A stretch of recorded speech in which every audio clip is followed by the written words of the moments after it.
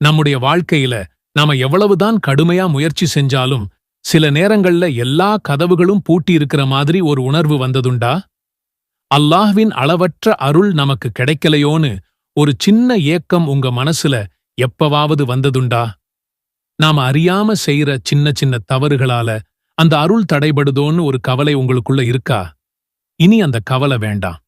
ஏன்னா நம்ம இறைவன் அர்-ரஹ்மான் அர்-ரஹீம். அவன் அளவற்ற கருணையாளன், நிகரற்ற அன்புடையோன். இன்னைக்கு அல்லாஹ்வின் அந்த ரஹ்மத்தோட கதவுகளை, அந்த அருளோட வாசல்களை நமக்காக திறக்கக்கூடிய மிக சக்தி வாய்ந்த சில துஆக்களைப் பற்றி நாம ஒன்னா சேர்ந்து தெரிஞ்சுக்க போறோம்.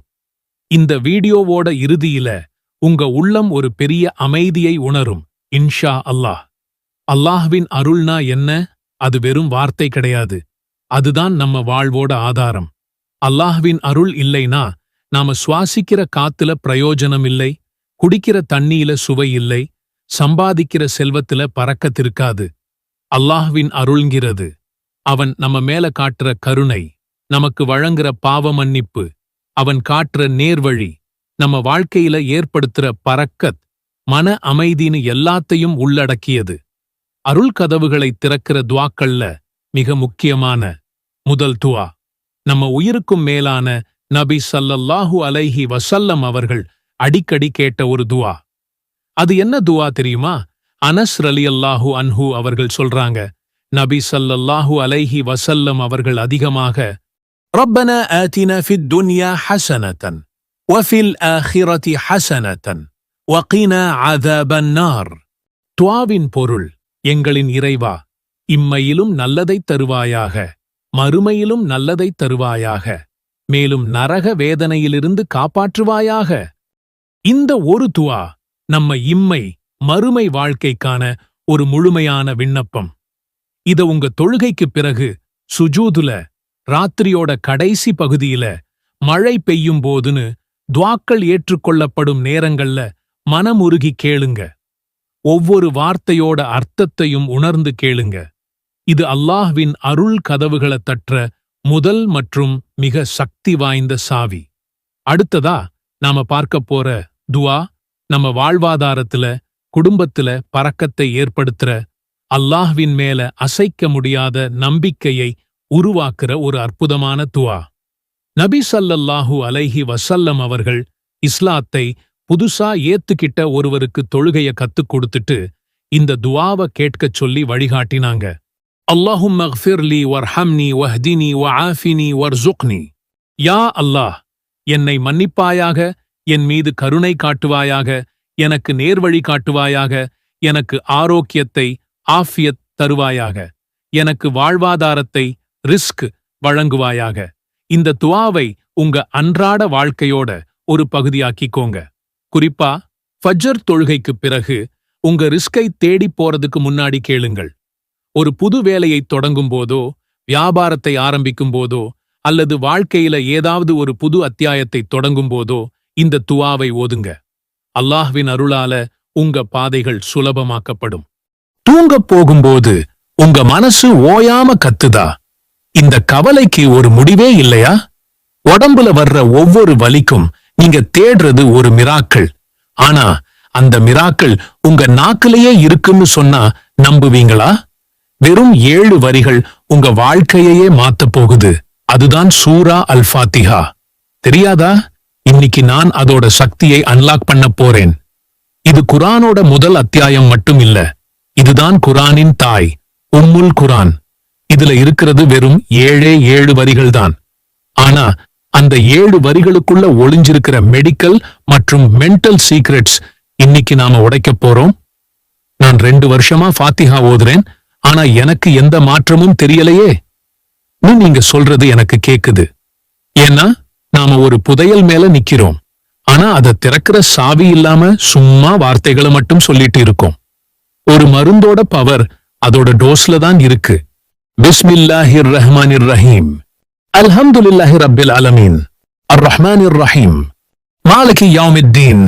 இய்யாக நஅபுது வ இய்யாக நஸ்தஈன். இஹ்தினஸ் ஸிராத்தல் முஸ்தகீம். صراط الذين أنعمت عليهم غير المغضوب عليهم ولا الضالين آمين. நீங்க ஆரம்பிக்கிற முதல் நொடியே அல்லாஹ்வின் கருணைய நினைக்கிறீங்க. இத சொன்ன உடனேயே உங்க மனசுல ஒரு கூலிங் எஃபெக்ட் ஸ்டார்ட் ஆகும். இது வெறும் ஆரம்பம்தான். இந்த வரிய நீங்க மூச்சை இழுத்து சொல்லும்போது சயின்ஸ் படி உங்க பிளட் பிரஷர் குறையுது. இது ஒரு இன்ஸ்டன்ட் மெடிக்கல் ஹேக். நபி ஸல்லல்லாஹு அலைஹி வஸல்லம் அவர்களே இத ஒரு ஹீலிங் மந்திரம் மாதிரி யூஸ் பண்ணிருக்காங்க. 4 வரி சொல்லி ஊதினதுக்கே நோய் ஓடி போச்சுன்னா யோசிச்சு பாருங்க. அதோட பவர். நம்மாலையும் முடியும் நம்பிக்கைதான் முக்கியம். அபூ ஹுரைரா சொன்னாங்க, ஃபாத்திஹா ஒன்னு போதும், அது குர்ஆனோட எல்லா அதிசயத்தையும் உங்களுக்கு கொடுக்கும்.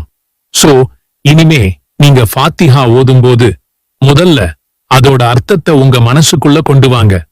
ஒவ்வொரு வார்த்தையையும் நிதானமா சொல்லுங்க. இது ஒரு பிரெயின் ரிலாக்சிங் டெக்னிக். ஒரு நாளைக்கு குறைஞ்சது 7 தடவை ஓதுங்க. நோய் வர்றதுக்கு முன்னாடி தடுக்கிறது தான் பெஸ்ட். நான் உங்களுக்கு ஒரு சேலஞ்ச் தர்றேன். இப்பவே ஒரு தடவை ஃபாத்திஹாவை மனசார ஓதிட்டு கமெண்ட்ஸ்ல ஆமீன்னு டைப் பண்ணுங்க. இன்னைக்கு நீங்க காலையில எழுந்து அடுத்த மாசம் ரூம் ரெண்ட் எப்படி கட்ட போறேன் என்று மூச்சு வாங்கிட்டு இருக்கீங்களா? 30 செகண்ட்ஸ் நிறுத்துங்க. ஒரு குர்ஆன் வசனத்தை சொல்லிடுறேன். அது தினமும் ஒரு நேரத்துல ஓதினா இன்ஷா அல்லாஹ் கடன் காணாம போயிடும். கொஞ்சம் கடைசியா கேளுங்க.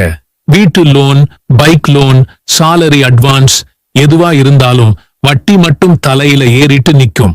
குழந்தைகள் ஸ்கூல் பேக் கேட்டா கூட கையில 100 ரூபாய் இல்ல. என்னை மாதிரி யாரும் இருக்காங்களான்னு தோணும். தமிழ்நாட்டுல மட்டும் 17 லட்சம் குடும்பம் தான் கடன் தள்ளுபடி கேட்டு அரசாங்கத்துக்கிட்ட கடிதம் எழுதியிருக்கிறாங்க. நீங்க தனியா இல்ல. குர்ஆன்ல 114 சூரா இருக்கு. அதுல 8 வசனங்களை மட்டும் கொண்ட சின்ன சூரா சூரத்து தீன். இது 95வது அத்தியாயம். முதல் வசனம் வத்தீனி வஸ்ஸைத்தூன். அல்லாஹ் தீனையும் அதன் மீது அவர் கட்டுப்பாட்டையும் சத்தியமாக்குறாரு.